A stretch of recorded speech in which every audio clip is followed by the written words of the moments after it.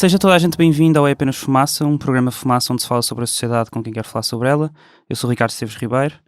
Hoje temos como convidada Helena Roseta, arquiteta, foi presa pela PIDE em 1973 e já depois do 25 de Abril fez parte da Assembleia Constituinte, ajudando a escrever a Constituição da República Portuguesa. Foi vereadora da Câmara Municipal de Lisboa em 76 e presidente da Câmara de Cascais em 1982 e em 1985, pelo PSD. Em 1986 saiu do Partido Social Democrata e em 91 juntou-se ao Partido Socialista. Foi novamente vereador em Lisboa com o Pelour da Habitação entre 2007 e 2013, pelo Movimento de Cidadãos por Lisboa, que fundou em 2007, depois de sair do PS. Em 2013 foi eleita presidente da Assembleia Municipal, cargo que mantém.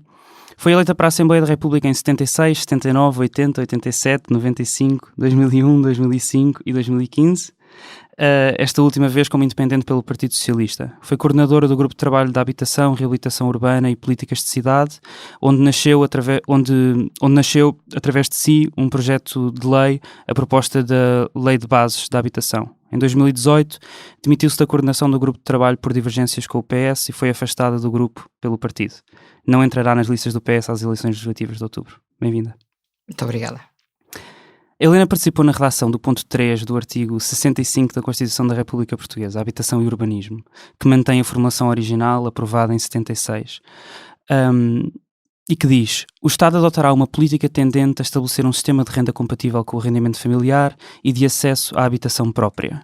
Isto foi o primeiro passo para uma política pública de habitação neoliberal, de apoio à compra de habitação privada. Tenho que contar essa história melhor. Porque o que estava na formulação inicial do texto da Constituição era uma proposta do PS que dizia que o Estado tem que adotar uma política pública para que as rendas das habitações sociais sejam compatíveis com os rendimentos das famílias. E vai daí, imagino que o CDS, na altura que não era PP, o CDS disse: não, isto não é só para a habitação social, é para toda a habitação.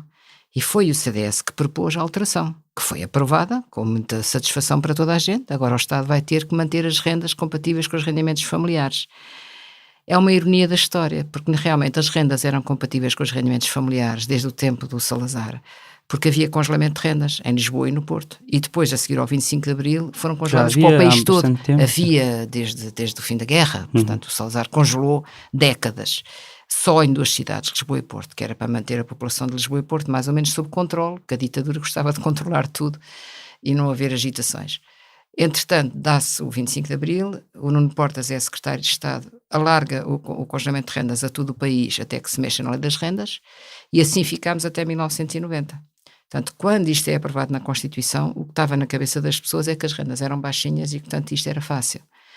A ironia da história é que foi este mesmo partido que propôs isto na Constituinte, que vem depois, em 2012, pela mão da Assunção Cristas, a fazer a chamada Lei Cristas, que foi uma lei que liberalizou... Do arrendamento urbano. Do arrendamento urbano, liberalizou o arrendamento e provocou uma alta de preços inaudita, que não foi imediata, não foi logo a seguir. Porquê? Porque a Lei Cristas dava um prazo de 5 anos para a adaptação, um prazo de transição. Ela era de 2012 até 2017. Em 2017, quando acaba o prazo de transição, é que as rendas começam upa, e chegamos ao que estamos, em que as pessoas querem, por exemplo, em Lisboa, procurar uma casa e por menos de 1.000 euros é quase mentira. Mas esta ideia de que o Estado adotará uma política tendente também, obviamente... Essa ideia é uma ideia fundamental. De acesso à habitação própria. As duas coisas, a habitação própria e arrendamento. Mas acha que levou, deixa-me só terminar a pergunta, se acha que levou àquilo que aconteceu depois mais tarde, que Ana Cordeiro Santos, investigadora do Centro de Estudos Sociais da Universidade de Coimbra e coordenadora do livro A Nova Questão da Habitação em Portugal, escreve num dos textos do caderno de habitação, que se chama Habitação em Termos Financeiros. Eu conheço o trabalho da Ana. Vou só ler um excerto para as pessoas também ouvirem. Se a política de habitação até aos anos 90 reflete a emergência tardia e em contraciclo do Estado de Providência português, não conseguindo por isso corresponder às expectativas geradas pela implantação e consolidação do regime democrático, a política de habitação desenvolvida a partir da segunda metade daquela década é fortemente determinada pela evolução do setor financeiro, que propicia e impulsiona as condições necessárias para o sucesso de uma estratégia de aquisição de casa própria, com recurso ao crédito em larga escala. A financiarização da economia teve por isso um impacto muito direto no setor da habitação, contribuindo decisivamente para a prevalência das políticas de incidência na procura, nomeadamente através do estímulo à aquisição de casa própria, com recurso ao crédito, que sonara barato e abundante. A minha pergunta é que não era barato e abundante. Isso está tudo certo, e a Ana tem toda a razão nessa análise, só que o crédito não era barato e abundante. Nos anos 80, nós temos os juros para pedir um empréstimo, eram com 2 dígitos. a inflação trepou loucamente, nós tivemos o choque petrolífero em 74 e depois voltámos a ter outro mais tarde, a inflação disparou, os juros dispararam e, portanto, o que o Estado fez nessa altura é começar a bonificar juros para que as pessoas comprassem casas, porque também não tinha dinheiro para as mandar fazer. Não se esqueça que Portugal, em 74, quando se dá o 25 de Abril, éramos 10 milhões de habitantes e não chegávamos.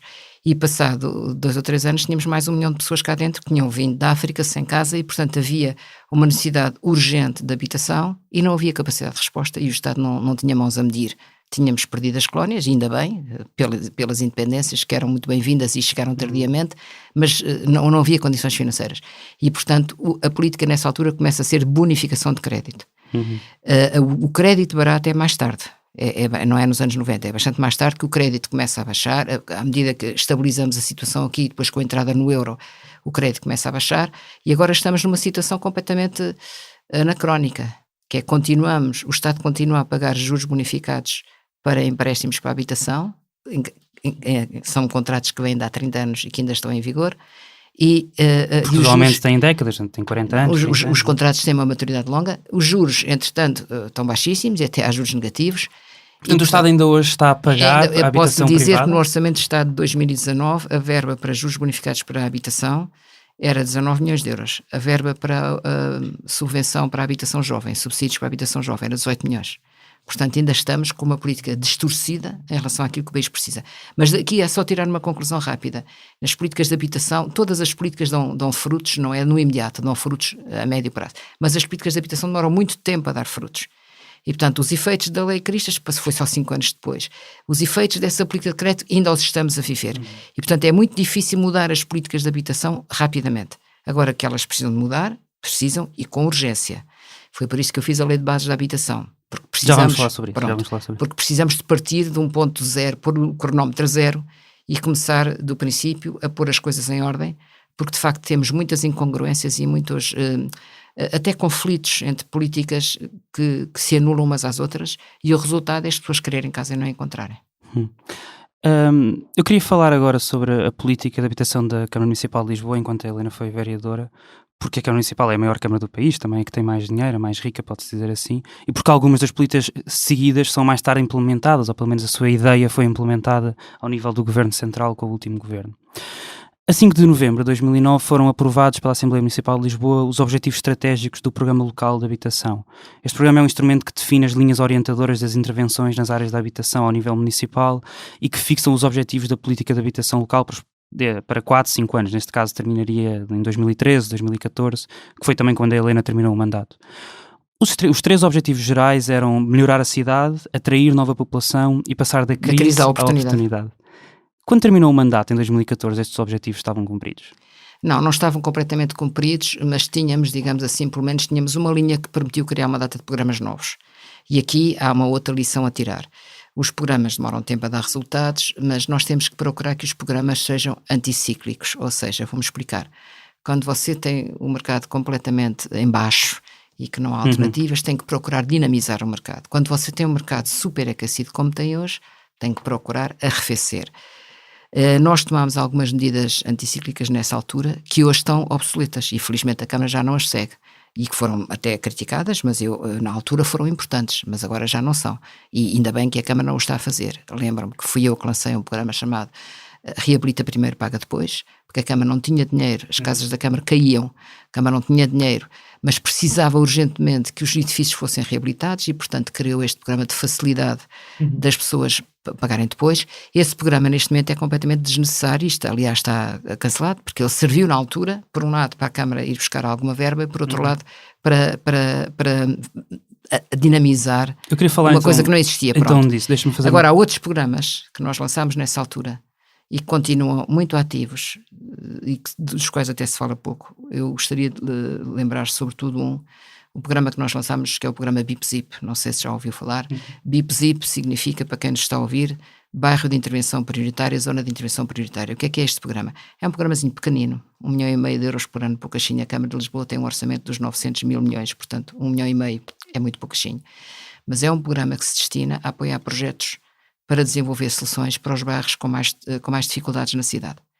Nós começámos por dizer que não há bairros críticos nem bairros problemáticos, há bairros prioritários, ou seja, há bairros De intervenção prioritária, que até que vinha do nome, significa que a Câmara tem que fazer nesses bairros mais coisas do que faz nos outros, porque as pessoas precisam mais. E então fizemos o levantamento desses bairros, fez-se a carta dos BIP-CIP, e todos os anos, é um programa anual, todos os anos os bairros candidatam-se, todos os anos, das 100, 100 e tal candidaturas que aparecem todos os anos, 20, 30 são aprovadas e são financiadas, o máximo 50 mil euros para cada uma. 50 mil euros nas mãos da Câmara é muito pouco assim de dinheiro. Com 50 mil euros a Câmara faz muito pouco. 50 mil euros na mão de um bairro pode-se fazer muita coisa. E há muita coisa que aconteceu na cidade de Lisboa desde essa altura. Estou a pensar ali na zona da Moraria, estou a pensar em Marvila, estou a pensar nas Olés, estou a pensar em vários sítios. Há muita coisa que se fez nestes bairros com mais dificuldades e que foi muito importante, não só para melhorar o bairro, mas sobretudo para as pessoas pensarem que têm poder para fazer alguma coisa. Mas para terem esse poder também têm que ter algum dinheiro. E, portanto, este princípio, eu tenho muita pena que ele não seja aplicado a nível nacional. Porque nós temos muitos bairros, que são bairros relativamente pobres, de pessoas que não têm grandes meios, que fizeram um esforço enorme para fazer as suas casas ou para arranjar aquelas casas, e depois não têm apoios nenhuns. E, portanto, este programa, para mim, é um dos mais interessantes, porque é um programa participativo, muito aberto, muito flexível, já ganhou prémios internacionais e tudo mais. É uma das coisas de que eu mais me orgulho e é um filho direto do Programa Local de Habitação de Lisboa. Um outro programa que foi aprovado e que veio do Programa Local de Habitação em 2011 foi o PVP, o Programa de Valorização do Património Habitacional Municipal. Foi aprovado pela Assembleia Municipal sem votos contra. Este programa listava casas da Câmara prontas a serem vendidas. Casas, frações, prédios, vendidas ou alienadas, como se descreve. 81 edifícios municipais devolutos, 215 edifícios não devolutos, em estado razoável ou bom, que eram para alienação ou para programas de arrendamento municipal, já vamos falar de um deles daqui a pouco. Quase 17 mil casas em 49 bairros municipais para serem vendidas aos próprios moradores num período de 10 anos, e ficavam ainda 3.609 outras frações por analisar ou validar, possivelmente para serem também alienadas no futuro, mas na altura em que isto foi aprovado estavam em avaliação. Para a Câmara Municipal de Lisboa, nesta altura, valorizar o património era sinónimo de aliená-lo? Não, não era, mas havia uma pressão enorme do Presidente da Câmara para se alienar o mais possível, porque o Presidente da Câmara queria se ver livre da dívida. Nós estamos ainda com dívida. Felizmente, depois disso, a Câmara de Lisboa conseguiu organizar as suas contas, endireitar-se e está pagando a sua dívida. Nós estamos com uma dívida enorme de um programa chamado PER, que vem dos anos 90. Especial de realojamento. Programa Especial de Realojamento. Que ainda hoje está a demolir casas. Continua. Noutros sítios, não em Lisboa. Em Lisboa nós fechamos o bairro 6 de Maio, já falámos algumas vezes. Não, em Lisboa fechou e acabou. Agora, esse programa deixou uma dívida muito grande no município, um fardo enorme. Recorde-se que quando o António Costa ganhou as eleições da Câmara de Lisboa em 2007, a Câmara tinha caído falida. A Câmara do Executivo do Carmona Rodrigues tinha caído falido. E tinha qualquer coisa como 700 milhões de euros não sou capaz de dizer de cor, mas havia um buraco. Dívida, não sei dizer de cor, havia um passivo financeiro enorme. E o António Costa, naquela altura, entramos no período da crise, portanto 2009, 2011 começa a crise, grandes dificuldades em equilibrar o financiamento da Câmara, e pensou-se que, tendo a Câmara tanto património, que poderia ser interessante ir buscar ali alguma coisa. Mas eu tive que fazer um grande fim-a-pé, porque o António Costa queria vender os bairros municipais todos. Eu disse, não, podemos vender uma parte, mas nós temos que manter um mínimo. E o mínimo para mim, nessa altura, eram 10 a 15 mil fogos. O mínimo, nós temos 24 mil fogos em Lisboa, do município. Temos que manter aqui um mínimo para termos uma política pública de habitação. E, portanto, foi preciso encontrar soluções criativas para, mantendo esse mínimo, se conseguir, efetivamente, diminuir o fardo da dívida. Acontece que tínhamos outra pressão. Havia uma pressão muito grande, ainda há, dos bairros, das pessoas que moram em bairros municipais, e já lá estão há muitos anos, os bairros municipais em Lisboa, alguns deles já têm 30, 40 anos, que queriam comprar. E a uma certa altura... comprar as casas onde viviam. Exatamente. A uma certa altura, no tempo do Santana Lopes, a política era vender tudo, o mais possível. Aliás, nessa altura, o instituto que se chama... Então, isto também era a política do Presidente António Costa na altura. O Presidente António Costa começou por essa política, mas eu fiz-lhe frente e nós começámos, portanto, a ter outras alternativas, e daí é que vem esse programa de valorização de património, com o reabilitar primeiro paga depois, portanto, selecionar algumas coisas para vender, sim, e eventualmente vender algumas coisas a moradores, sim, mas não mais do que isto. Na verdade, se mas deixe-me dizer isto dos moradores, que é importante. Havia uma expectativa muito grande, Lisboa tem cerca de 70 bairros municipais, havia uma expectativa muito grande dos bairros mais antigos de comprar as suas casas, porque foi essa a política da Câmara durante muito tempo, e foi a política que o Santana Lopes tinha lançado ainda mais. E, portanto, o que é que estava a acontecer? Algumas pessoas tinham comprado no mesmo bairro Umas pessoas tinham comprado, as outras não tinham condições. Passado um ano vinham dizer, agora já posso, e diziam, agora não pode. Mas o meu vizinho comprou. Portanto, havia grandes situações de desigualdade.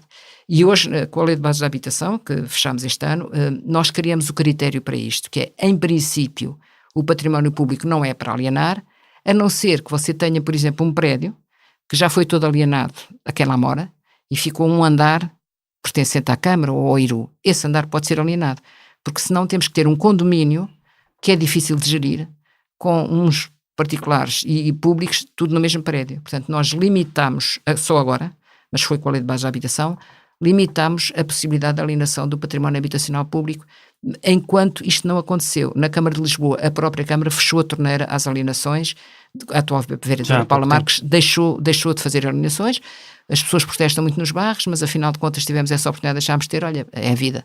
Portanto, deixou de se alienar e hoje pensa-se o contrário, e bem, precisamos ter mais habitação municipal e mais habitação pública no país.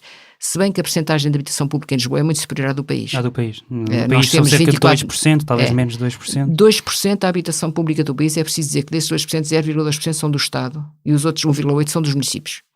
Portanto, são os municípios que têm o grosso da habitação pública em Portugal. São 120 mil habitações públicas em Portugal, dos quais 110 mil, mais ou menos, são das câmaras. A Câmara de Lisboa tem a maior parte, tem 20 e tal mil. Portanto, apesar de tudo, tem uma percentagem superior à do Estado. Agora, precisamos, naturalmente, de ter uma quantidade de habitação pública suficiente para poder influenciar as políticas públicas, porque se não o tivermos, não influenciamos nada. Quando a Helena Roseta entrou na Câmara Municipal de Lisboa em 2007, a Câmara, como até estava a dizer, tinha mais de 20 mil fogos, não muito mais, mas mais de 20 mil fogos. Com este programa entre 2011 e 2021, este programa que estamos aqui a falar, o programa de valorização do património, preparava-se para alienar, ou pelo menos foi isso que ficou codificado, 16.939 Mas não os alienou. Deixa-me só dizer, 16.939 frações, ou seja, mais de metade dos fogos que tinha. Não é estranho, pelo menos ideologicamente, é verdade que depois elas não foram todas alienadas, mas não é estranho, pelo menos ideologicamente, isto vindo de uma Câmara governada por um partido que tem socialista no nome? Eu vou-lhe dizer que essas contas dos 16 mil que estavam nesse programa, sabe de onde é que isso vem? Foi só os bairros todos que a Câmara já tinha autorizado a venda, verificar quem é que tinha comprado e quem é que não tinha comprado, e portanto dava-se a oportunidade de comprar nas mesmas condições aos que já tinham comprado, e por isso é que dá um valor tão alto, porque houve uma dispersão muito grande de alienações anteriores. Mas isso é estranho ideologicamente, ou não? Ideologicamente, porque agora diz-me... Mas eu em habitação eu tenho cá as minhas ideias, as minhas opiniões, mas tenho que ser pragmática. Também tenho uma questão ideológica forte, que é as pessoas têm que ter as mesmas oportunidades. Eu não posso tratar uns de uma maneira e outros de outra. As pessoas não têm a culpa que mude o Executivo Municipal. E, portanto, tem que haver alguma continuidade nas políticas, porque não é justo tratar uns de uma maneira ou de outra. Agora, nós sabíamos que esse número nunca seria alcançado. Sim, na realidade, dizia também no próprio programa, dizia que se esperava que 8% fossem alienados. Pois, exatamente, era uma percentagem muito pequena. Esse número é um número teórico que resultava apenas de se toda a gente, em cada um daqueles bairros onde houve autorização para alienar, se toda a gente chegasse à frente a dizer eu quero comprar, o máximo seria, mas nunca seria o património habitacional todo. Essa foi a guerra que eu fiz com António Costa. E ele acabou por ceder. E depois, felizmente, as contas da Câmara acabaram por se endireitar por outras vias e, portanto, deixámos de ter essa pressão financeira do município a dizer precisamos de vender, e nós pudemos agarrar à necessidade, e é sobretudo neste mandato, e com a vereadora Paula Marques que isso tem sido feito, à necessidade de fazer também obras. Faz parte do movimento de cidadãos por Exatamente, Lisboa. fazer obras nos bairros municipais que precisam de obras, porque já estão alguns com problemas graves e têm-se estado a fazer obras e vão-se fazer muitas mais. Distribuir as casas todas, há sempre uma grande discussão sobre as casas de volutas da Câmara. Até ao final deste ano não haverá casas de volutas da Câmara, não haverá casas de volutas. As casas da Câmara que não têm lá ninguém estão afetas a uma determinada família que só não está ainda lá porque é preciso fazer obras. Portanto, as casas são atribuídas a quem tem o direito a elas, quem está nas listas de espera, que é o que tem que ser feito. Nós nunca podemos ter, quando se tem um património deste tamanho, nunca posso ter a certeza que em todo o tempo todas as casas estão efetivamente ocupadas, porque as pessoas morrem, as pessoas vão-se embora, vêm outros, as casas são atribuídas, há uma fração que tem a ver com a gestão dinâmica de um património. Mas o importante é que as casas sejam atribuídas, e atribuídas de acordo com a lei, por concurso público, com as regras todas da lei, para que não haja esta situação de haver uma quantidade de casas que depois o CDS tem feito o favor de empolar, de cada vez encontra mais casas de volutas, não existem tantas casas de volutas como aquilo que o CDS tem vindo a dizer, e há este compromisso da Câmara de as atribuir. Uma vez atribuídas, elas não estão devolutas, estão à espera que a pessoa as ocupe. E, portanto, isso parece-me extremamente importante. Ainda assim, esta ideia, voltando outra vez à ideia de que se vende o património para resolver um problema financeiro da Câmara e da dívida que a Câmara tinha, deve resolver-se as contas da Câmara às custas do património Não creio isso. municipal e da habitação? Não creio isso. Simplesmente o que estou a dizer é que eu estive aqui em contraciclo, ou seja, também aqui... Sim, mas não havia outras maneiras de resolver? Havia e houve. Do IMI, taxas turísticas, derrama... Nessa altura não, porque o turismo estava em baixo. IMI não havia mercado. E, portanto, nessa altura não havia muitas outras oportunidades. A política fiscal tinha sido feito um acordo para a manter estável, para incentivar o investimento em Lisboa. Havia um acordo de estabilizar e não fazer aumentos da política fiscal. Não havia muitas alternativas. E, efetivamente, o António Costa, que é um grande negociador, conseguiu negociar a questão do aeroporto. O aeroporto de Lisboa, na altura, acabou por... o aeroporto eram terrenos da Câmara, onde tinha sido feito o aeroporto e nunca tinham sido pagos à Câmara. Portanto, quando o governo, na altura, o governo... quis, que não era o governo socialista, o governo anterior quis vender a ANA com o aeroporto, tinha que ser dono dos terrenos. E foi aí que o António Costa foi buscar 200 milhões de euros que lhe permitiram equilibrar as contas e virar o jogo. Mas é preciso, como lhe digo, às vezes... E que lhe permitiram depois mais tarde dizer que reduziu a dívida que herdou em 40%. Sim. E de facto reduziu, mas virou através da venda de património. Sim, mas neste caso... Incluindo da habitação. Não, a venda da habitação pesou muito pouco nisso. O que pesou no virar do jogo foi acertar contas que vinham de há décadas com o Governo Central para pagar os terrenos do aeroporto. Os terrenos do aeroporto é que fizeram o equilíbrio do tabuleiro. E aí o António Costa foi hábil nessa negociação. E, portanto, a partir do momento em que as contas estavam a entrar num caminho de equilíbrio, era absolutamente desnecessária aquela pressão de venda do património habitacional e parou-se a venda do património habitacional, na minha opinião, muito bem. Uhum. Em 2014, no programa Espaço e Casas, uma parceria entre o Expresso e a SIC, o então Presidente da Câmara, António Costa, que hoje é Primeiro-Ministro, explicava como estava a correr um dos programas idealizados por si ou pela Câmara na altura, que é o Reabilita Primeiro Paga Depois, que estávamos aqui a falar. Vamos ouvir o António Costa. A Câmara tinha uma série de prédios que precisavam de reabilitação, não tínhamos capacidade própria para reabilitar e percebemos que havia disponibilidade no mercado para poder haver investimento privado na aquisição dos prédios e na sua reabilitação. Tivemos sempre colocações acima do valor com que os colocámos na asta pública, portanto, do ponto de vista financeiro, tem sido interessante para a Câmara, mas o grande objetivo da Câmara aqui não é fazer dinheiro, o grande objetivo da Câmara aqui é devolver à cidade património que estava degradado, ele poder ser reabilitado, poder ser reutilizado, novamente ocupado por novas famílias que se fixem no centro da cidade de Lisboa. De 2013 a 2019, a Câmara Municipal vendeu quase 190 prédios e fez mais de 39 milhões de euros ao abrigo do Reabilita Primeiro Paga Depois. Não foram tantos ao abrigo do Reabilita Primeiro Paga Depois. Há vendas de prédios que nada têm a ver com o Reabilita Primeiro Paga Depois. Isto vem do documento que se chama Estratégia para uma Gestão Sustentável do Património Imobiliário Municipal, que diz exatamente isso. Nem sei o que é isso. Diz que são 190 prédios. Não conheço essas... É um documento da Câmara pois que não diz conheço, que são 190 não conheço prédios. essa estratégia, nem sei quem é que a aprovou. E, portanto, não conheço esses números. Mas tudo bem, admitamos que sim. Quando a gente diz prédios, pode ser um terreno, pode ser várias coisas. Portanto, podem ser situações de permutas, etc. Não sou capaz não sou capaz agora de descodificar esses 190. Mas eu gostava de dizer uma coisa. Eu não tenho posições dogmáticas em relação à alienação de património público. O património público pode ser alienado, na altura, por dificuldades financeiras da Câmara, alienou-se algum. Pode hoje criticar-se, mas a vantagem da Câmara ter as contas certas permite-nos investir muito mais. E a verdade é que mesmo nessa altura, a Câmara nunca deixou de comprar. Isso é verdade. A Câmara às vezes aliena, mas também compra. E compra muito. Ainda ontem aprovámos na Assembleia Municipal 11 prédios da Segurança Social que vão ser reconvertidos. Entre 2012 e 2016 foram alienados 482 milhões de euros e foram comprados 248 milhões de euros. A Câmara também compra. E agora penso que essa situação se está a inverter porque nós estamos a comprar mais do que vendemos. E, portanto, é preciso perceber quando se está a fazer uma gestão de um portfólio imobiliário tão grande que não podemos ter uma coisa rígida. Claro que sim. A pior coisa era a Câmara ter um portfólio e não fazer nada. Nem comprar, nem vender, nem recuperar, nem alugar, nem nada. E já falámos sobre a importância disso na consolidação das contas da Câmara. A minha pergunta é outra. Quem comprava os imóveis em relação ao Reabilita Primeiro e Paga Depois podia pagar o seu valor cerca de 3 anos depois do leilão, entre 2 e 3 anos, para poder ter tempo de recuperar o investimento. Este programa foi o primeiro passo para a especulação imobiliária na cidade? Não creio isso. Esse programa, aliás, eu depois deixei de o acompanhei só no princípio. Esse programa, nós no princípio verificámos que mais ou menos metade eram empresas a comprar e metade eram famílias. Portanto, esse programa também permitiu a famílias comprar por preços interessantes e em condições interessantes casas para resolver o seu problema. Portanto, não, pelo menos... Mas eram prédios, não é? Pode ser um prédio, mas uma família compra e arranja, por exemplo, um pequeno, houve muitos casos, um prédio com 2 andares ou com 3 andares na ajuda ou noutro sítio qualquer e juntam-se 2 ou 3 grupos familiares, pai, filho e filha ou qualquer coisa como isto, e houve muitas situações dessas. Portanto, creio que não é isso. A especulação, não é a Câmara que aí promove a especulação imobiliária. Eu acho que a especulação imobiliária hoje é feita de outra maneira.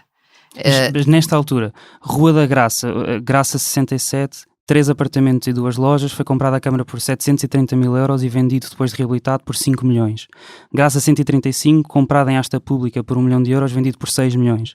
Rua Josefa Dóbitos 32, também na Graça, comprado por 200 mil euros o prédio, uma das frações foi vendida por 327 mil euros.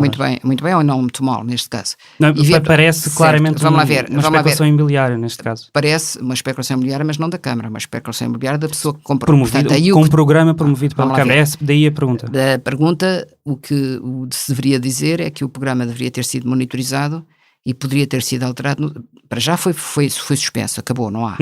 Mas deveria ter tido regras em relação a esse teve regras, mas nós não esperávamos que houvesse uma mudança do ciclo imobiliário na cidade de Lisboa, que tem outras razões sem ser essa. Essa mudança de ciclo imobiliário é que vai fazer subir os preços, porque aparece uma capacidade de comprar muito superior àquela que existia. Nós estávamos a contar com o mercado, que era o mercado nacional que nós conhecemos e que estava nessa altura, como lhe digo, completamente flat. As pessoas não tinham dinheiro, não conseguiam, não investiam. Nessa altura, em 2009, 2010, depois houve a crise e passámos de repente a ter um mercado imobiliário global que, por razões de habitação, mas sobretudo por razões de turismo, tem uma capacidade financeira muito superior àquela que jamais nós tínhamos visto. E que compra e vende, portanto é um produto completamente financiarizado, como aliás citou esse trabalho da Ana Fernandes e ela mostra isso muito bem. Portanto, essa mutação é posterior ao lançamento do nosso programa, essa mutação é posterior ao lançamento do programa e de facto o programa foi suspenso, mas se nós tivéssemos tido capacidade de prever, que não tivemos, deveríamos ter colocado regras de não alienação durante um prazo, por exemplo, 10 anos, que é o que se faz em muitos casos. Por exemplo, a alienação que se faz aos moradores. Não a alienação das pessoas que tinham comprado. As pessoas que compram, por exemplo, uma casa da Câmara, quando se podia comprar, ficam com ónus de inalienabilidade de 10 ou 15 anos. E, portanto, esse ónus deveria ter existido também nesse programa. E portanto, aí terá sido falha nossa e, em particular, falha minha, porque não previ que o mercado ia mudar tão depressa. O mercado mudou muito depressa.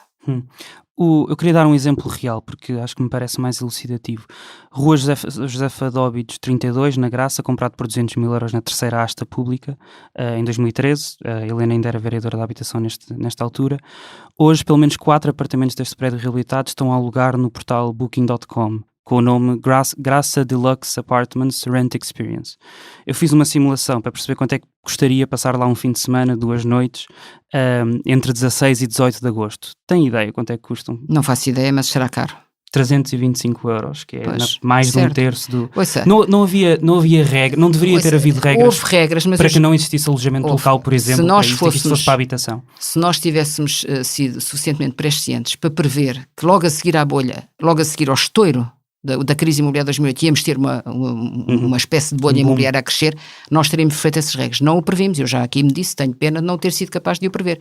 Agora, não posso estar a dizer que a culpa foi toda da Câmara, quer dizer, a responsabilidade desse programa é minha, eu fui eu que o concebi e lancei, não previ essa regra, penalizo-me por isso, mas quer dizer, não previ a evolução, é um facto. Agora, o mais importante para mim, não é isso, o mais importante para mim é que a Câmara tenha percebido que o programa era para parar. Um outro dos programas que teve origem no Plano de Valorização do Património foi o programa Renda Convencionada. Esse programa é extremamente importante e tem sido muito atacado mal na minha opinião, mal. Explica o que é. Não, esse programa o que é? A Câmara, por lei, só podia colocar as suas casas para renda social. E, portanto, a renda social é em função do rendimento e como... Ou seja, renda apoiada, não? Renda apoiada. Chama-se renda apoiada, o termo genérico é renda social, mas o nome é renda apoiada. É calculado em função dos rendimentos, mas como as regras de acesso a uma casa municipal são muito apertadas, quem tem rendimentos mais baixos é que consegue casas. Acontece muitas vezes que as pessoas ficam a pagar, os salários mínimos agora são 600 euros, o mínimo que podem pagar de renda é 1%, portanto 6 euros. 6 euros. 6 euros de renda por casas que ainda por cima a Câmara tem que manter em boas condições, é ingerível. Você não pode gerir um parque habitacional de 24 mil fogos a cobrar rendas tão baixas. Não serão todas assim, mas as médias de rendas, há uns anos, eu não sei quanto é que era agora, mas há uns anos, quando nós fizemos estes estudos, quando eu lá estava, em 2013, 2014, as médias de rendas eram por volta do 80 ou 100 euros a renda média, portanto é bastante inferior às rendas de mercado na cidade de Lisboa. Porquê é que criámos as rendas convencionadas? A Câmara tinha gasto dinheiro a fazer reabilitações de fogos até em zonas históricas, centros históricos, onde a Câmara tinha muita coisa, aqui na Rua de São Bento, na Moraria, em vários sítios. Fogos muito interessantes, mas fogos, muitas vezes, reabilitações caras, porque a reabilitação de certos edifícios antigos é cara, que se tinham arrastadas, empreitadas durante muito tempo, que se tinha gasto ali muito dinheiro, e não fazia sentido estar a atribuir aquilo para a habitação social com rendas tão baixinhas, quando as casas valiam muito mais do que isso. Portanto, a renda convencionada foi o nome que nós inventámos antes da renda acessível para criar a renda acessível na cidade de Lisboa. Portanto, as rendas convencionadas são rendas que a Câmara coloca no mercado por valor controlado pela Câmara, que é muito inferior ao do mercado. Mais ou menos 200 euros, sim, talvez 200, menos. conforme os sítios, e conforme o tamanho. Mas rendas, e que coloca no mercado, também por pressão minha, com a possibilidade das pessoas concorrerem, mesmo que não vivam em Lisboa. A renda apoiada em Lisboa é só para quem já vive em Lisboa. Quem vem de fora nunca consegue ter uma casa da Câmara. Essas poderiam ser assim. Foi difícil, tivemos que passar um bocadinho para lá da lei, porque a lei não previa isso, obrigava-nos a pôr tudo em renda social. Nós temos ligeiramente alterado o regulamento. Quem está aqui a precisar de casas neste momento é um extrato da classe média que não tem acesso nem para cima nem para baixo. Portanto, temos que criar isto. Criámos os regulamentos, aprovámos, começámos a lançar. O programa é muito criticado, porquê? Porque a Câmara põe, suponhamos, 20 casas que tem prontas, põe-nas em concurso, o concurso é por sorteio. Isso é justo?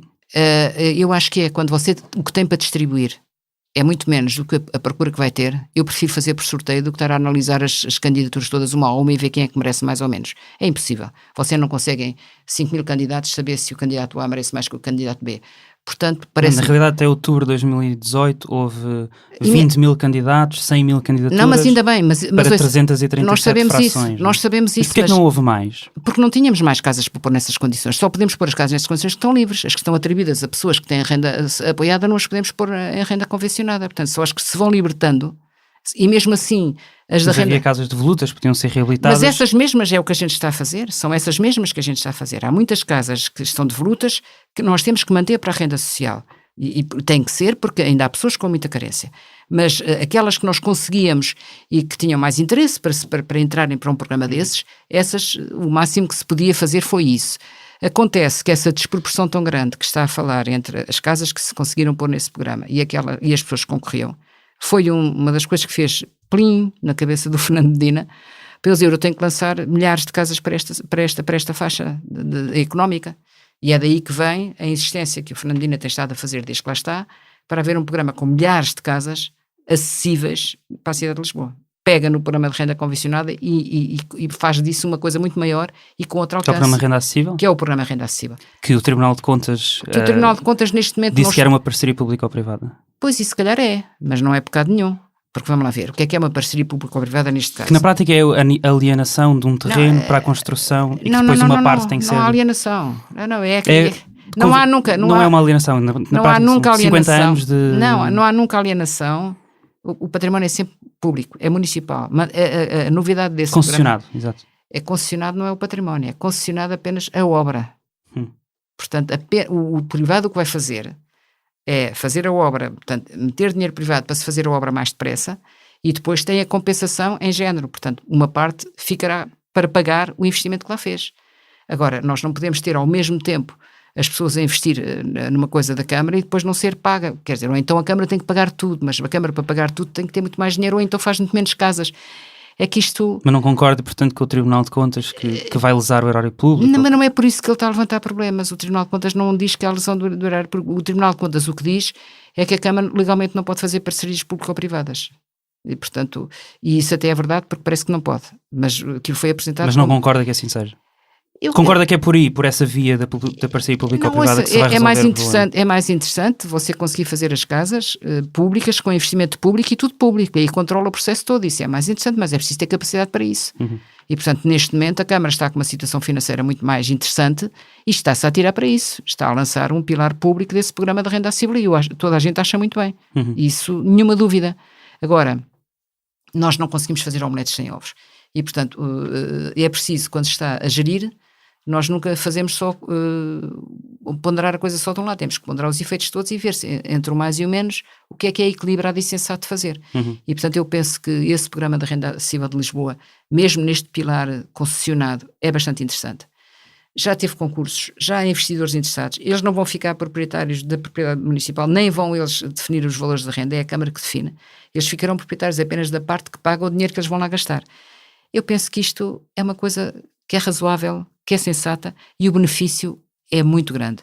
E, portanto, tenho pena que o Tribunal de Contas ainda não tenha ultrapassado isto, espero que o venha a ultrapassar e, entretanto, sei que a Câmara está a dar toda a força ao pilar exclusivamente público do mesmo programa. Segundo o Leonor Duarte, do Movimento Morar em Lisboa, que falou para a reportagem Casas para a Classe Média em Bairros Sociais, Fim do Estigma ao Engodo, do jornalista João Pedro Pincha, publicada no Público, estou a citar a Leonor: a Câmara, na prática, está a roubar casas às pessoas mais desfavorecidas. É uma política pública de segmentação da cidade. Ela diz isto em relação ao programa da renda convencionada. Isto é verdade. É verdade que com este programa eram retiradas casas às pessoas mais pobres para dar às pessoas que iam para a renda convencionada. Todas as coisas têm dois lados para onde a gente as possa olhar. Se você tem um bairro exclusivamente de renda social e se de repente nesse bairro tem 3 ou 4 fogos que pode colocar para uma camada da renda convencionada, eu acho que isso não é um prejuízo, é uma vantagem, porque nós gostamos de ter mistura nos bairros. Nós não podemos ter nos bairros só as pessoas do rendimento mínimo, do rendimento social de inserção. Porque, não é porque as pessoas não tenham direito, claro que têm, mas o problema é que um bairro não é só a casa que está em causa, é o bairro todo. Uma comunidade vive melhor se tiver alguma mistura, se tiver, como aqui estamos no bairro Alto e tradicionalmente foi um bairro de mistura, este bairro é um bairro de gente rica e gente pobre e gente remediada e gente intermédia. E é isso que nós devemos ter nos bairros sociais. Nós não devemos ter bairros que só têm a população mais pobre, porque isso é que cria gueto, Portanto, se abrir esses bairros e se colocar lá algumas situações, até podem ser filhos do bairro, que conseguem chegar a um bocadinho mais, a pagar um bocadinho melhor, rendas bastante inferiores ao mercado, mas de qualquer maneira superiores à renda apoiada, eu penso que isso é positivo. E penso que, aliás, a direita queria uma coisa pior. Quando mexemos na lei da renda apoiada no Parlamento, a direita queria que as pessoas, quando começassem a ganhar melhor, perdessem a casa. E nós opusemos aí toda a esquerda, PC, Bloco, PS, toda a esquerda, dissemos não, uma pessoa que ganha um bocadinho mais, que ultrapassou aquela fasquia do limiar para pagar uma renda social, deve manter a casa, mas pagar melhor, pagar mais. Portanto, o que ficou na lei de bases da habitação também aí foi, o que muda é o valor da renda, não é a relação da pessoa com a casa. A pessoa pode manter-se na mesma casa, mas vai pagar mais porque pode pagar mais. E eu acho que isto faz sentido. E hoje em dia, com a situação que temos da camada intermédia da população, de rendimentos intermédios da população, ter uma carência tão grande de habitação, é conveniente fazer isto. E quem mora nos bairros sociais sabe que é conveniente ter alguma mistura de outros estratos, não só económicos, mas culturais, etários, etc. Não termos só uma determinada camada da população toda num bairro que pode ter 3, 4, 5 mil pessoas. Eu queria ir para o último tema desta entrevista, até porque estamos apertados de tempo. Depois de sair da Câmara, a Helena foi para a Assembleia da República, eleita como independente pela lista do PS, com um objetivo claro: criar a Lei de Bases da Habitação, algo que não existia no país. Neste momento existe a Lei de Bases da Segurança Social desde 84, do Sistema Educativo desde 86, do Ambiente desde 87, Saúde desde 90, Ordenamento do Território e Urbanismo desde 98 e Património Cultural desde 2001. Mas só em julho de 2019 foi aprovada a habitação e está à espera de promulgação do Presidente da República, pelo menos na altura em que estamos a gravar a entrevista, que é no dia 24 de julho. Porquê é que demorou tanto tempo? Porque não havia interesse do Partido Socialista em andar com isto para a frente. Depois o Partido Comunista apresentou um projeto, nós apresentámos o nosso em abril, o Partido Comunista apresentou no final do ano. Abril de 2018. Abril de 2018. Sim, mas no final já do vimos ano. Desde 76 não, até aqui com o artigo 65 na Constituição, o artigo da habitação. Em 2005, salvo erro, ou 2007. Em 2007... Ou seja, a pergunta não era porque é que demorou tanto tempo a ser aprovado, mas porque é que demorou tanto tempo até se chegar a este ponto? Não, em 2007 eu participei no movimento, numa plataforma, artigo 65, com vários ativistas em vários bairros, para fazermos uma petição ao Parlamento para resolver uma série de questões legais, entre elas a necessidade de haver uma lei de bases de habitação. Isto foi em 2007. Ninguém deu vazão nenhuma. Todos disseram que nós tínhamos muita razão, mas não aconteceu nada. Houve uma petição até, foi discutida uns minutos na Assembleia. Não, fui eu que andei a recolher assinaturas, com os outros ativistas também, andámos a recolher assinaturas, recolhemos as 4.500 assinaturas, toda a gente fez uns discursos muito bonitos, não aconteceu nada. 2007. Entretanto, eu fui para a Câmara de Lisboa, passou-se este tempo todo.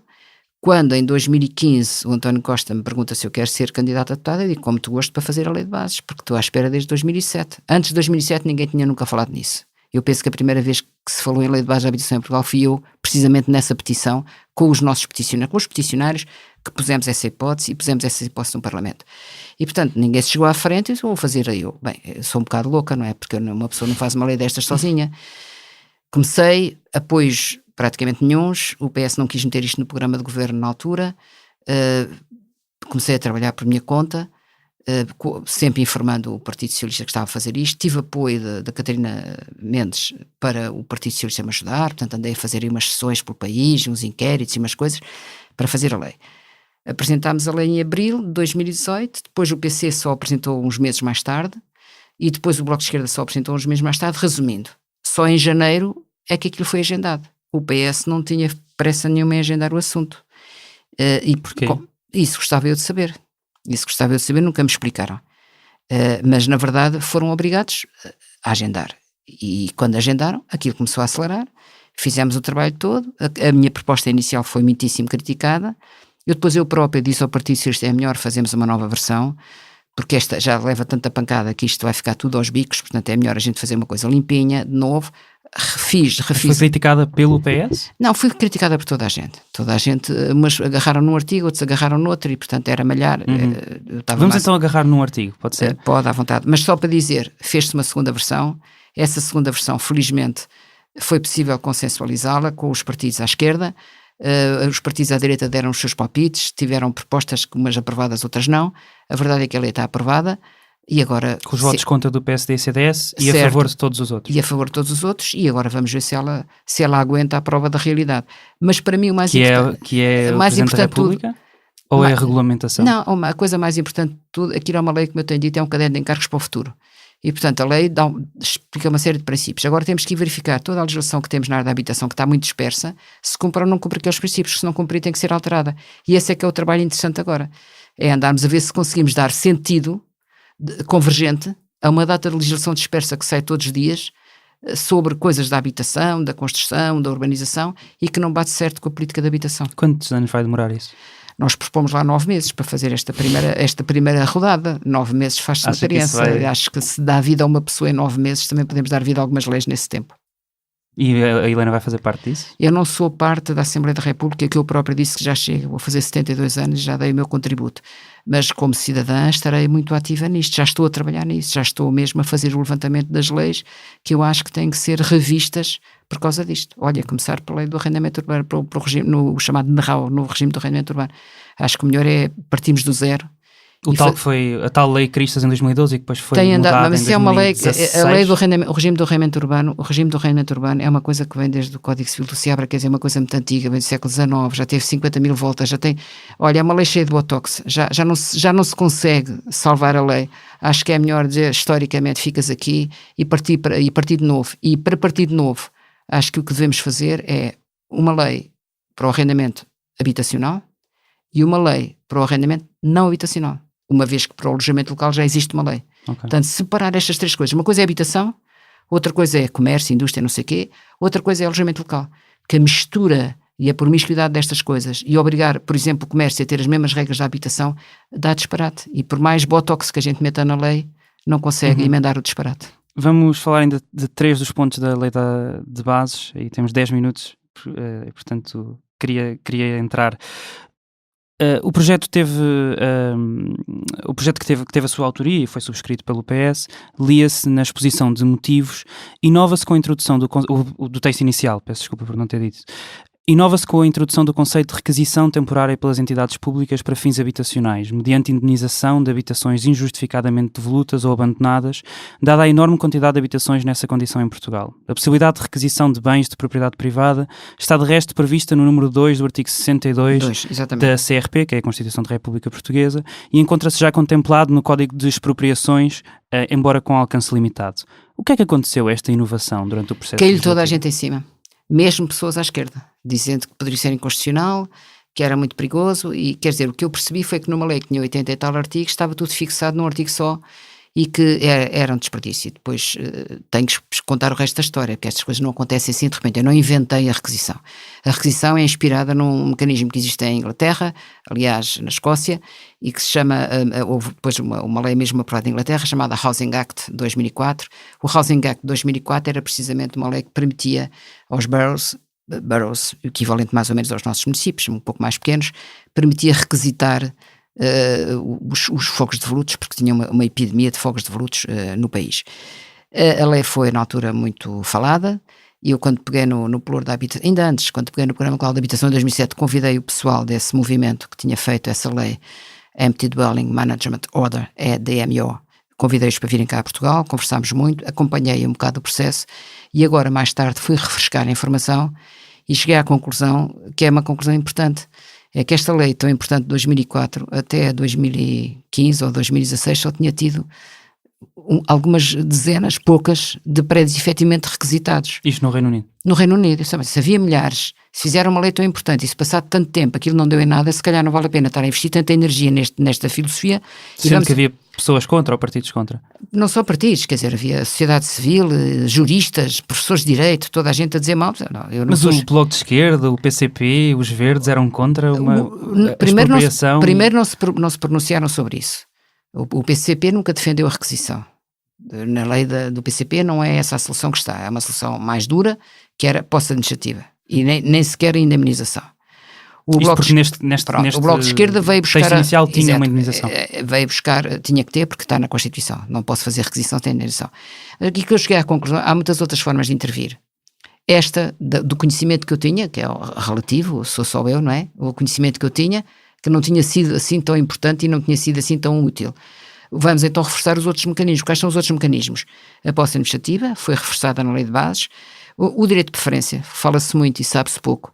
O direito de preferência das entidades públicas, até agora, não permite, por exemplo, a um município comprar um prédio quando há uma venda em pacote.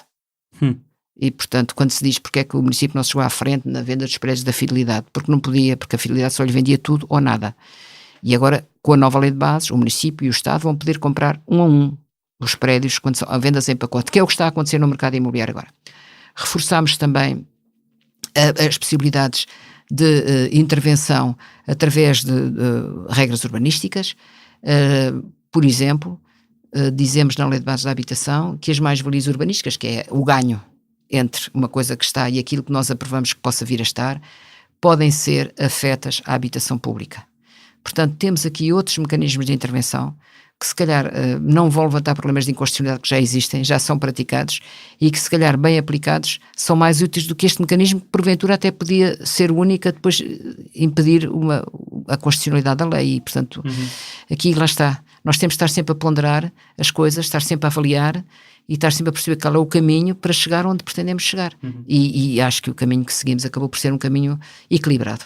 No texto original, um dos outros artigos, que era o artigo 12º, uso habitacional, lia-se: a utilização de um imóvel ou fração habitacional como estabelecimento hoteleiro ou como alojamento local temporário, cedido a turistas mediante remuneração, requer autorização de utilização específica para esses fins, a conferir pelos municípios da área. Isso foi retirado. Este também caiu porquê? Não, eu vou-lhe explicar, é muito fácil. Isso é de abril do ano passado, a lei. Essa lei foi apresentada. A primeira foi apresentada em abril de 2018. Depois disso, a Assembleia da República legislou sobre alojamento local.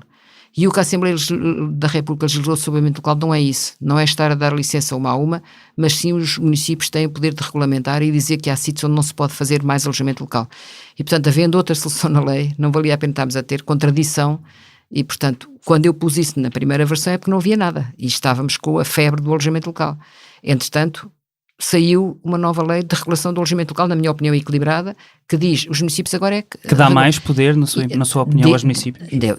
Claro, dá o poder regulamentar e deu sobretudo e eu bati muito por isso, até a redação é minha nessa parte, o resto há muito trabalho de outras pessoas, eu não trabalhei muito na lei do alojamento local, mas nesse pequeno ponto é minha, que é a possibilidade de suspender imediatamente novos registros por deliberação fundamentada aprovada na Assembleia Municipal. Isso já foi feito em Lisboa. Portanto, porque enquanto se faz e não se faz, lá está, enquanto se faz e não se faz, o mercado continua a mexer. E foi feito tarde? Foi feito logo. Aquilo, assim que a lei entrou em vigor... Não, se foi feito... Se a lei veio tarde, se esse mecanismo foi tarde. Mas é coisa lá, nós andamos a correr atrás do prejuízo, como o deputado Pedro Soares do Bloco de Esquerda costuma dizer, andamos a correr atrás do prejuízo há muito tempo. Nós, praticamente, esta legislatura toda, em matéria de habitação, andamos a correr atrás do prejuízo. Talvez a única coisa que não fosse atrás do prejuízo seja a lei de base de habitação, porque é uma coisa nova. O resto foi andarmos a reverter e a mexer e a alterar as desgraças todas que tínhamos herdado do governo anterior. E isso gasta muita energia e nós precisamos de políticas novas. Na carta aberta, contributo para a Lei de Bases da Habitação por uma habitação alternativa adequada, assinada por 22 associações de defesa. Eu conheço a carta. Direito à habitação, ambiente, religiosas, direito de imigrantes e minorias, lê-se. Vimos solicitar que a Lei de Bases da Habitação, no seu artigo Proteção e Acompanhamento no Despejo, preveja em caso de despejo uma alternativa de habitação adequada em vez de um mero alojamento, consulta, acompanhamento ou atendimento, que é o que está no texto. O texto final desta lei apenas diz que existe, em caso de despejo, e estou a citar, a obrigação de serem consultadas as partes afetadas no sentido de encontrar soluções alternativas ao despejo. Mas não compromete... Calma. O artigo, por acaso, eu considero que o artigo 13º da Lei de Bases de Habitação sobre despejo é um dos artigos mais interessantes. É que na palavra despejo estão incluídas muitas modalidades de despejo. Há um despejo determinado por um tribunal, que é uma coisa, e há o despejo administrativo, que é o despejo que as câmaras, quando querem fazer obras coercivas, ou quando as pessoas não pagam rendas nas casas municipais, ou não sei o quê, podem fazer. Ou quando há casas ilegais, podem fazer. O que nós, neste Ocupações ilegais. Ocupações ilegais. O que nós temos, não é só ocupações ilegais, as construções ilegais. As pessoas constroem casas em... Não, estava a dizer, e ainda esse, não sei se tinha dito. Também. O que nós temos neste artigo 13 é, em relação ao despejo judicial, há sempre a obrigação de apoiar a pessoa e se ela tiver carência económica tem que ter apoio, mas não podemos impedir o tribunal de executar a sua sentença. No despejo administrativo, o que nós dizemos é que as câmaras não podem despejar as pessoas que não tenham alternativa habitacional sem lhes dar uma solução alternativa de realojamento. E porquê é que não está sem lhes dar uma alternativa habitacional adequada? Porque nem sempre essa alternativa existe naquele momento. Mas existe sempre uma possibilidade de apoiar a pessoa. Eu fiz muitos despejos em Lisboa porque tive que os fazer, por exemplo, a ter casas abaixo no bairro Pato Cruz, tinha um amianto e era preciso tirar de lá as pessoas e nem sempre tinha naquele momento a alternativa de habitação necessária para aquela pessoa, mas podemos dar-lhe uma alternativa temporária e depois de pô-la no sítio certo. Por acaso, na maior parte das vezes dei uma alternativa definitiva, mas muitas vezes não há essa possibilidade. E portanto, colocar isso, que aparentemente daria mais garantias às pessoas, faz com que na maior parte dos casos isso não se consiga cumprir porque não existem essas alternativas disponíveis. Mas não seria isso cumprir a Constituição e o artigo 65 não, e garantir que toda a gente tem uma alternativa adequada? Toda a gente tem que ter uma alternativa adequada, mas o Estado tem que cumprir o seu papel e, portanto, não pode cumprir o seu papel passando por cima da Constituição. Não só por cima da Constituição, não, passando por cima dos direitos das próprias pessoas que já têm habitação. Portanto, eu não posso dizer agora, sais de lá tu para eu te pôr este. Não posso fazer isso. Portanto, temos que encontrar aqui soluções equilibradas. Eu penso que a solução do artigo 13, aliás, vários dos pontos do artigo 13 até foram aprovados por unanimidade, para grande espanto meu, as soluções são muito equilibradas. O que nós lá temos a obrigação absoluta do Estado não fazer despejos administrativos sem ter alternativas de realojamento. Isso já neste momento, se isso estivesse em vigor, neste momento, por exemplo, o que se passou no bairro 6 de Maio ou o que se está a passar no bairro da Quinta da Laje, por exemplo, só para citar dois, mas há muitos outros, não poderia ter acontecido. Todo o programa PER passava por deitar as casas abaixo logo que as pessoas saíam, mesmo que a alternativa de habitação não fosse a mais adequada, e esse programa de PER não passa por este crivo, e portanto penso que é um passo em frente, não é o ideal, mas também não é realista pensarmos que de repente eu agora tiro do bolso, foram identificadas 26 mil famílias com carência absoluta, são muitas mais. E neste momento nós não posso dar a garantia. No programa agora, no levantamento para o primeiro direito. Agora, aquilo que eu aprendi ao longo destes meus 50 anos de luta pelas questões da habitação, aquilo que eu aprendi é que cada caso é um caso. Nós temos que estudar cada caso. E é muitas vezes possível encaminhar soluções se cada caso for um caso. Se nós entendermos que a solução é só uma e é sempre a mesma, nós vamos bater com a cabeça na parede. Encaminhando, estudando, com a própria pessoa, com a própria família, com a associação de moradores, acabam por se encontrar soluções. Há pessoas que querem ficar com a família, há pessoas que querem sair dali, há pessoas que querem ficar no bairro, há pessoas que querem sair do bairro, há pessoas que têm uma casa mas precisam de legalizar, há N situações. E, portanto, o que é preciso é que as pessoas tenham apoio e que não fiquem, em nenhuma circunstância, na rua se tiverem carência habitacional. Essa é que é a questão que é preciso garantir. Ninguém vai para a rua. Agora, ficam com um processo de acompanhamento até encontrar a alternativa adequada. E isso está lá, até encontrar. E, portanto, não ficam, como é feito agora, dá-se um apoio de circunstância, 2, 3 semanas, depois acaba o apoio e acabou-se. Agora governa-te. Isso é que não. Isso não é nada. Portanto, pode ser 3 semanas, pode ser 3 meses, pode ser 6 meses, ou o tempo for preciso, até que se encontre a solução. E isso é que eu acho que é o dever do Estado. Porque senão não é realista, percebe? Senão nós não podemos, não há nenhum passo de mágica, não há nenhuma lei que sozinha consiga fazer casas a partir de um artigo da lei. Portanto, temos que encontrar as soluções no terreno com as pessoas. E as pessoas sabem. E as pessoas sabem o que é que podem fazer, até onde é que podem ir, e têm muito boas ideias. É preciso serem ouvidas. Esta foi mais uma entrevista do É Apenas Fumaça, um programa de fumaça onde se fala sobre a sociedade com quem quer falar sobre ela. Muito obrigado, Helena Roseta, deputada da Assembleia da República e Presidente da Assembleia Municipal. Esta entrevista foi preparada por mim, Ricardo Esteves Ribeiro, pela Maria Almeida e pelo Pedro Miguel Santos. O Bernardo Afonso fez a edição de som, a Joana Batista fez a edição de vídeo. Fazem da parte da equipa Fumaça Ana Freitas, Frederico Raposo, Margarida David Cardoso, Mau Tafes, Sofia Rocha e Tomás Pinho. A música é dos Lotus Fever. Houve mais episódios em fumaca.pt, no YouTube, Spotify ou na tua aplicação de podcasts.